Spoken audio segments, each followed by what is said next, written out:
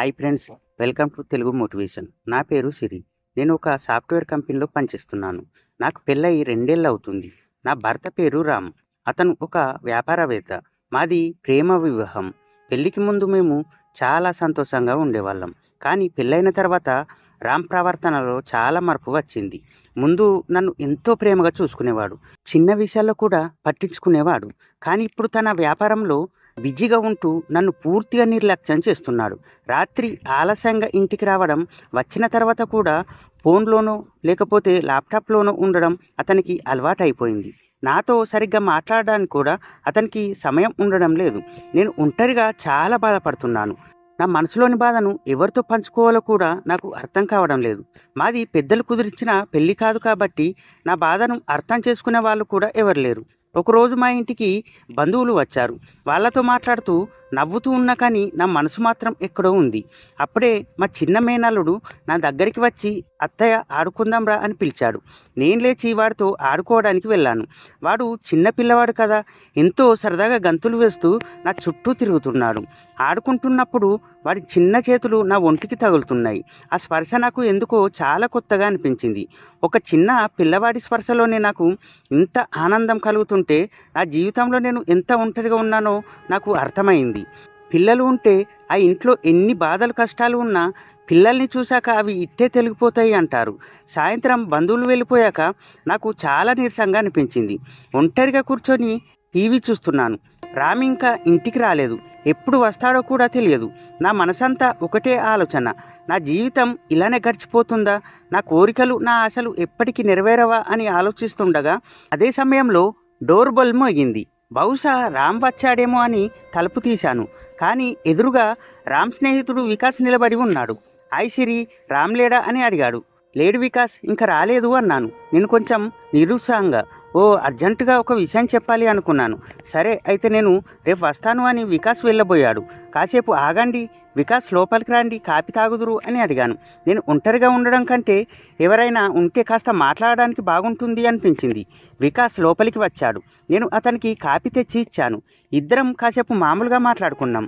వికాస్ చాలా మంచివాడు. ఎప్పుడూ నవ్వుతూ సరదాగా ఉంటాడు. అతనితో మాట్లాడితే నా మనసు కొంచెం తేలిక పడుతుంది. అలా మాట్లాడుతుండగా రామ్ గురించి ప్రస్తావన వచ్చింది. రామ్ చాలా బిజీగా ఉంటున్నాడు కదా సిరి అని అడిగాడు వికాస్. అవును వికాస్, తనకు వ్యాపారంలో చాలా ఒత్తిడి ఉంది అని నేను పైకి నవ్వుతూ లోపల బాధను దాచుకుంటూ అన్నాను. వికాస్ నా వైపు కొంచెం జాలిగా చూశాడు. నీకు ఒంటరిగా ఉండడం కష్టంగా ఉందేమో కదా అని అడిగాడు. నేను వెంటనే కళ్ళు తుడుచుకున్నాను. అదేం లేదు వికాస్, అలవాటైపోయింది అన్నాను. వికాస్ నా చేతి మీద తన చెయ్యి వేసి చాలా ఆప్యాయంగా, సిరి నువ్వు చాలా మంచిదానివి. నువ్వు ఒంటరిగా ఉండడానికి అర్హురాలివి కాదు. రామ్ నిన్ను పట్టించుకోకపోవడం చాలా బాధాకరం అన్నాడు. వాడి చేతులు నా ఒంటిపై పడినప్పుడు నాలో ఒక కొత్త స్పందన మొదలైంది. చాలా రోజుల తర్వాత ఒక మగాడి స్పర్శ నాకు తగిలింది. రామ్ నన్ను ఎప్పుడూ ఇలా ఆప్యాయంగా తాకనే లేదు. వికాస్ స్పర్శలో ఒక విధమైన ఓదార్పు, ఒక విధమైన సానుభూతి కనిపించాయి. నేను వికాస్ వైపు చూశాను. అతని కళ్ళల్లో నాకు నిజమైన బాధ కనిపించింది.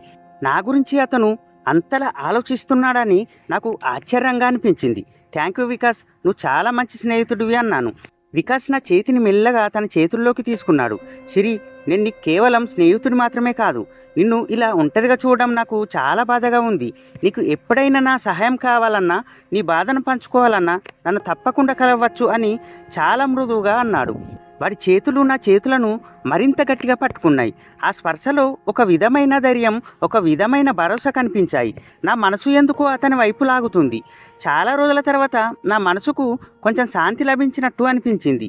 నేను వికాస్ కళ్ళలోకి చూస్తూ ఉండిపోయాను. అతని చూపుల్లో నాకు ఒక విధమైన ఆకర్షణ కనిపించింది. నాలో కూడా ఒక కొత్త కోరిక మొదలైంది. రామ్ నన్ను నిర్లక్ష్యం చేస్తున్న ఈ సమయంలో వికాస్ నాకు ఒక ఆసరగా అనిపించాడు. అలా కాసేపు ఒకరి కళ్ళల్లోకి ఒకరు చూసుకుంటూ ఉండిపోయాం. మధ్యలో మాటలు లేవు, కానీ మా కళ్ళే ఎన్నో విషయాలు మాట్లాడుకుంటున్నాయి. నా ఒంటరితనం, నా బాధ అతనికి అర్థమయ్యాయి. అతని సానుభూతి, అతని ఆప్యాయత నాకు ఒక కొత్తగా ఊపిరినిచ్చాయి. అప్పుడే డోర్ తెరిచిన చప్పుడు వినిపించింది. రామ్ ఇంటికి వచ్చాడు. వికాస్ను చూడగానే కొంచెం ఆశ్చర్యపోయాడు. వికాస్, నువ్వు ఎప్పుడు వచ్చావు అని అడిగాడు రామ్. వికాస్ వెంటనే నా చేతులు వదిలేశాడు. ఇప్పుడే వచ్చాను రామ్, నీతో అర్జెంటుగా మాట్లాడాలి అనుకున్నాను అని కొంచెం తడబడుతూ అన్నాడు వికాస్. సరే రా లోపలికి అంటూ రామ్ వికాస్ని లోపలికి పిలిచాడు. నేను కొంచెం దూరంగా నిలబడి ఉన్నాను. నా మనసులో ఇందాక జరిగిన విషయం మెలిగొడుతుంది. వికాస్ నా చేతులు పట్టుకున్నప్పుడు నాలో కలిగిన ఆ స్పందనను నేను మర్చిపోలేకపోతున్నాను. రామ్ వికాస్ మాట్లాడుకుంటున్నారు, కానీ నా మనసంతా వేరే ఆలోచనలో ఉంది. రామ్ నన్ను పట్టించుకోకపోవడం వల్లనే కదా నేను వేరే వ్యక్తి వైపు ఆకర్షితురాలు అవుతున్నాను. నా జీవితానికి ఒక కొత్త అర్థం కావాలి. నన్ను కూడా ప్రేమగా చూసుకునే ఒక వ్యక్తి పక్కన ఉండాలని కోరుకుంటున్నాను. ఆ రాత్రి రామ్ నాతో మామూలుగానే మాట్లాడాడు. వికాస్ గురించి కానీ నా గురించి కానీ ఏమీ అడగలేదు. కానీ నేను మాత్రం అతని కళ్ళలోకి సూటిగా చూడలేకపోయాను. నా మనసులో ఒక రహస్యం దాగి ఉంది. తర్వాత కొన్ని రోజులు వికాస్ తరచూ మా ఇంటికి రావడం మొదలుపెట్టాడు. రామ్ లేని సమయంలో వచ్చి నాతో గంటల తరబడి మాట్లాడేవాడు. నా బాధను పంచుకునేవాడు, నాకు ధైర్యం చెప్పేవాడు. అతని సాంగత్యం నాకు ఎంతో ఆనందాన్ని ఇచ్చేది. ఒకరోజు వికాస్ నన్ను ఒక కాఫీ షాప్కు రమ్మన్నాడు. నేను కొంచెం సంకోచించినా వెళ్ళాను. అక్కడ కూర్చొని చాలాసేపు మాట్లాడుకున్నాం. రామ్ నన్ను ఎలా నిర్లక్ష్యం చేస్తున్నాడో, నేను ఎంత ఒంటరిగా ఉన్నానో అతనికి చెప్పాను. వికాస్ నా చేతులు పట్టుకొని, శ్రీ, నువ్వు ఇలా బాధపడుతూ ఉండడం నేను చూడలేకపోతున్నాను. రామ్ నిన్ను అర్థం చేసుకోవడం లేదు, కానీ నేను నిన్ను అర్థం చేసుకోగలను, నిన్ను ప్రేమగా చూసుకోగలను అన్నాడు వికాస్. వాడి చేతులు నా ఒంటిపై పడినప్పుడు మళ్ళీ నాలో ఒక కొత్త ఆశలు మొదలయ్యాయి. ఈసారి ఆ స్పర్శలో కేవలం ఓదార్పు మాత్రమే కాదు, ఒక విధమైన ప్రేమ, ఒక విధమైన కోరిక కూడా కనిపించాయి. నా మనసు ఎన్నో రోజులుగా ఎదురు చూస్తున్న స్పర్శ అది. నేను వికాస్ కళ్ళలోకి చూశాను. అతని చూపుల్లో నాకు నిజమైన ప్రేమ కనిపించింది. నా హృదయం అతని వైపు లాగింది. రామ్ నన్ను పట్టించుకొని ఈ సమయంలో వికాస్ నాకు ఒక కొత్త జీవితాన్ని చూపిస్తున్నాడు. నేను నా జీవితంలో ఒక పెద్ద నిర్ణయం తీసుకోవలసిన సమయం వచ్చింది. ఒకవైపు నా భర్త నన్ను నిర్లక్ష్యం చేస్తున్నాడు, మరోవైపు వికాస్ నన్ను ప్రేమగా ఆదరిస్తున్నాడు, నన్ను అర్థం చేసుకుంటున్నాడు. నా హృదయం ఎవరిని కోరుకుంటుందో నాకు స్పష్టంగా తెలుస్తుంది. నేను ఒక నిమిషం కళ్ళు మూసుకున్నాను. నా జీవితంలో ఇంత క్లిష్టమైన పరిస్థితి ఎప్పుడు రాలేదు. ఒకవైపు నా పెళ్లి బంధం, మరోవైపు నా హృదయం కోరుకుంటున్న కొత్త అనుభూతి. ఏం చేయాలో నాకు వెంటనే అర్థం కాలేదు. కానీ నా మనసు లోతుల్లో దాగి ఉన్న కోరిక చాలా బలంగా ఉంది. రామ్ నన్ను భార్యగా గుర్తించడం ఎప్పుడో మానేశాడు. తన ప్రపంచంలో నేను ఒక అలంకార వస్తువులా మారిపోయాను. నా భావాలకు, నా కోరికలకు అక్కడ స్థానం లేదు. వికాస్ మాత్రం నన్ను ఒక వ్యక్తిగా గౌరవిస్తున్నాడు, నా బాధను అర్థం చేసుకుంటున్నాడు, తన ప్రేమతో నన్ను మళ్ళీ బ్రతికించాలని చూస్తున్నాడు. వాడి చేతులు నా ఒంటిపై పడినప్పుడు కలిగిన ఆ స్పర్శ నా ఒంటరి జీవితానికి ఒక కొత్త అర్థాన్ని ఇచ్చింది. కళ్ళు తెరిచి వికాస్ వైపు చూశాను. అతని కళ్ళలో ఒక విధమైన ఆతృత, ఒక విధమైన ఆరాధన కనిపించాయి. నా సమాధానం కోసం అతను ఎదురు చూస్తున్నాడు. మెల్లగా నా చేయిని అతని చేతిలో ఉంచాను. వికాస్, నా జీవితంలో నువ్వు ఒక కొత్త వెలుగులా వచ్చావు. రామ్ నన్ను పట్టించుకోనప్పుడు నువ్వు నాకు తోడుగా నిలిచావు. నీ ప్రేమను నేను కాదనలేను అన్నాను. నేను నా మనసులోని మాటను బయట పెడుతూ. వికాస్ నా చేతులను గట్టిగా పట్టుకున్నాడు. అతని కళ్ళలో ఆనందం వెల్లివిరిసింది. సిరి, నువ్వు నా జీవితంలోకి రావడం నా అదృష్టం. నిన్ను నేను ఎప్పటికీ బాధ పెట్టను, నిన్ను ప్రేమగా చూసుకుంటాను అన్నాడు వికాస్ ఎంతో ప్రేమగా.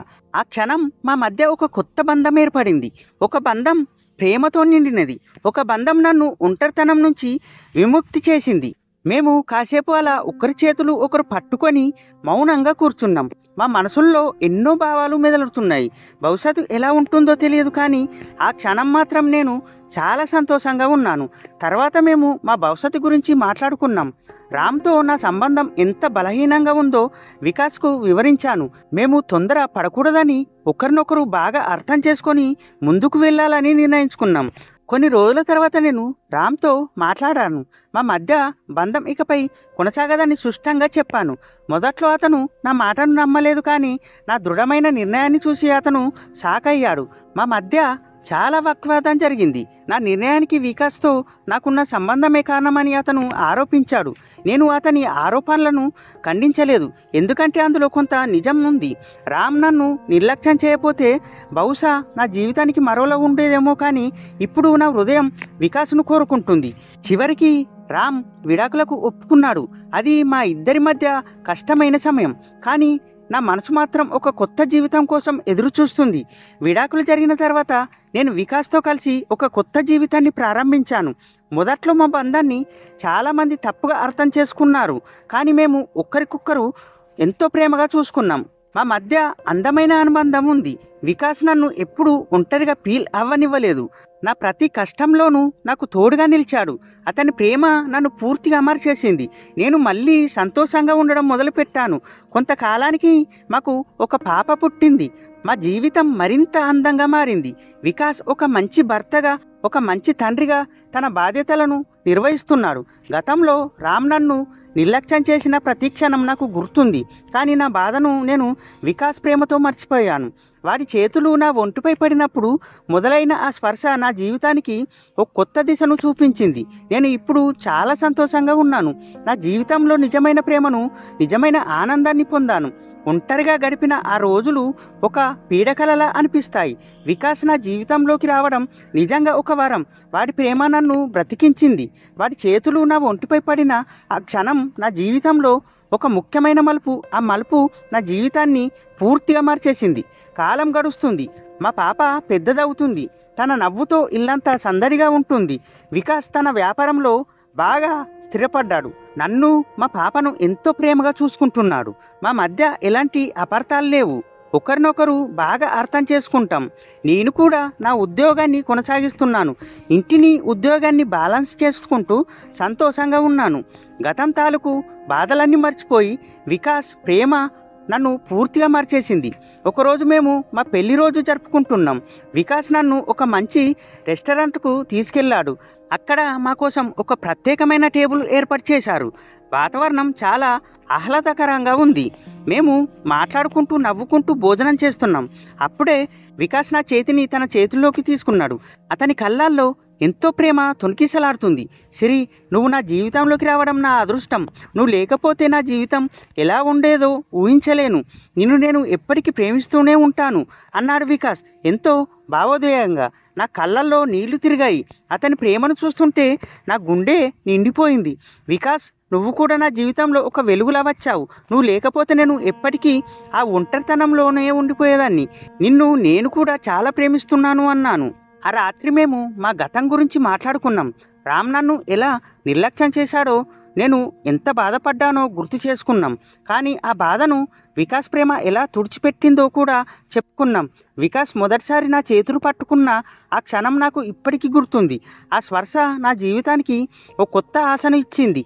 ఆ స్పర్శ నన్ను ఒంటరితనం నుంచి విముక్తి చేసింది.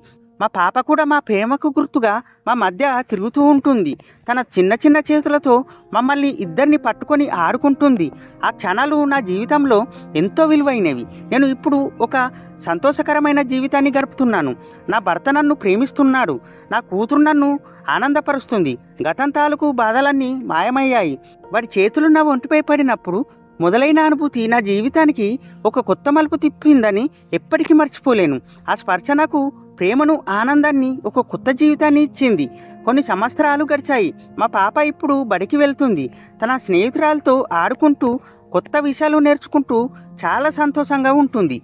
వికాస్ తన వ్యాపారంలో మరింత ఎత్తుకు ఎదిగాడు. అయినా కూడా మా కోసం సమయం కేటాయించడం మాత్రం మానలేదు. ప్రతి సాయంత్రం ఇంటికి వచ్చి మాతో ఆడుకుంటాడు. మాకు ఆ రోజు ఎలా గడిచిందో అడిగి తెలుసుకుంటాడు.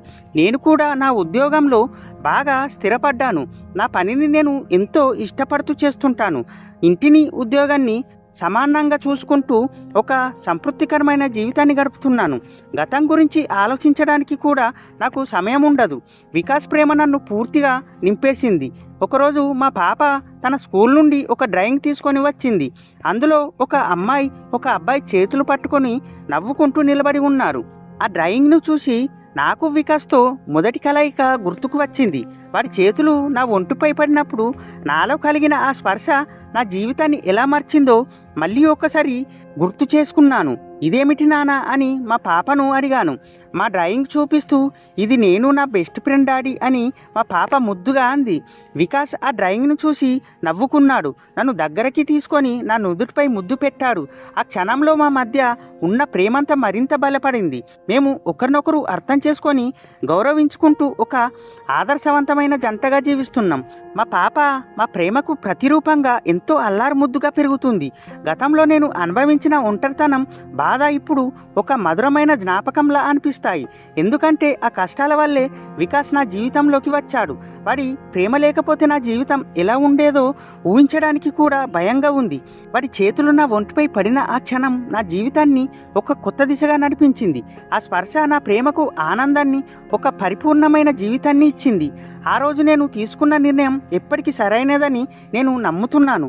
ఓకే ఫ్రెండ్స్, ఇలాంటి ఇంట్రెస్టింగ్ స్టోరీస్ కోసం వెంటనే మన ఛానల్ని సబ్స్క్రైబ్ చేసుకొని పక్కన వచ్చిన బెల్ ఐకాన్ని యాక్టివేట్ చేసుకోండి. ఇంతవరకు ఈ వీడియో లైక్ చేయకపోతే లైక్ చేసి మమ్మల్ని సపోర్ట్ చేయండి. అలాగే షేర్ చేసి కథ ఎలా ఉందో కామెంట్ చేయండి. Bye bye. Thank you for watching.